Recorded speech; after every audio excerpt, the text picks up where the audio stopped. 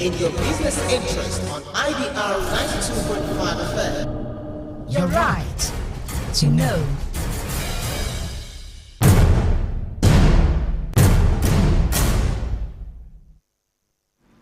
It's midday. Good afternoon. Here's the world news at noon on Impact Business Radio Ibr92.5 FM. The headline.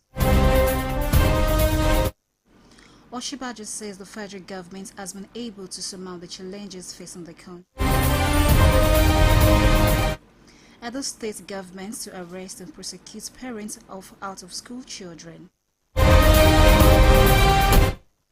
Students protest persistent school closure as a strike in Oyo and Lagos states. On the foreign scene, United States declares inmate guard wanted after prison break.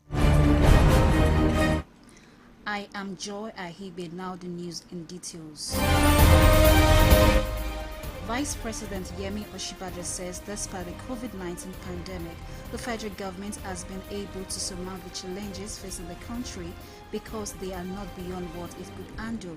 Speaking in Abuja at the Ramadan reception hosted by President Buhari, the Vice President affirmed that the success of the present administration is predicated on the fact that God has not allowed it to encounter any challenge that is beyond it. The Vice President maintained that the federal government will continue to do everything possible to ensure an end to the myriad of challenges facing the country. Meanwhile, former President Goodluck Ebele Jonathan has felicitated with Muslims on the successful completion of the Ramadan fast. In a statement, Jonathan prayed for peace and hoped that the supplications of the Muslim faith will be accepted for the good of the nation. He equally called on Nigerians to continue to pray for the stability of the country. In the meantime, the Deputy Governor of Oyo State, Engineer Rauf Olaniyan, and the former Governor of Oyo State, Senator Rashidi Ladoja, have urged Muslim faithfuls to practice the lessons of the holy month and pray for peace. The major remarks while joining Muslim faithful to observe the Eid al-Fitr at the prayer ground. Anu Akomalafe has details.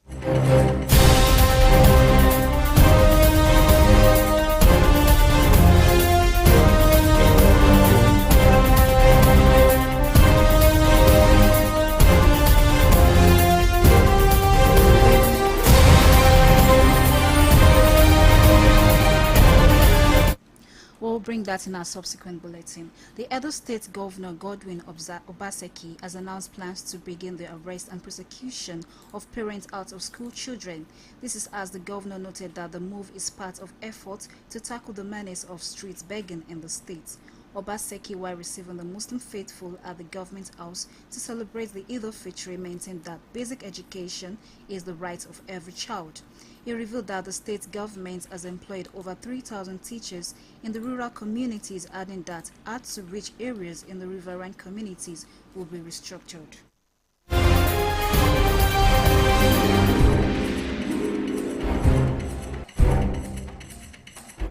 Governor Dapo Abiodun of Ogun State has urged the youth to shun the get-rich syndrome, kidnapping and cultism and other criminal activities. Abiodun made this known at the Eid al-Fitr praying ground in Abeokuta. He also called on parents and religious leaders to rise to the challenges facing the country for a better Nigeria.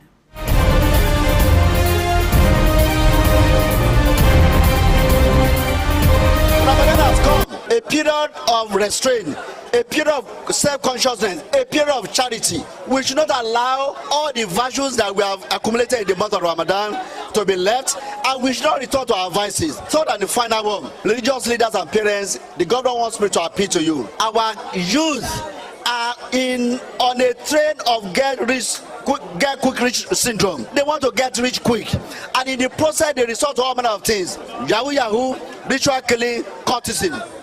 Parents must take responsibility for their words and their children, and the religious leader must use the power of the pulpit to appeal to parents to take care of their children, and for the children to also take care of the advantages that we have in the environment. Those who are rich in the world, including the number one the richest man, Elon Musk, Bill Gates, all of these people, including Otedola, I want them Kabela here.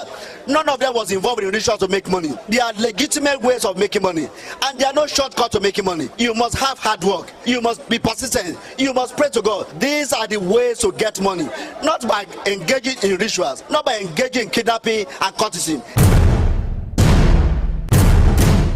Students and youths gathered in their number to protest in Ibadan against the persistent school closure following the ongoing strike by the Academic Staff Union of Universities, ASU. The students gathered in front of the University of Ibadan with various inscriptions on their placards calling for an end to the ASU strike. Similarly, in Lagos State, there was heavy security following a planned protest by students over the lingering strike of the Academic Staff Union of Universities. It will be recalled that the union has accused the government of poor commitment to the payment of academic earned allowance, the continued use of integrated personnel payroll information system, and refusal to adopt the university transparency and accountability solution, among others.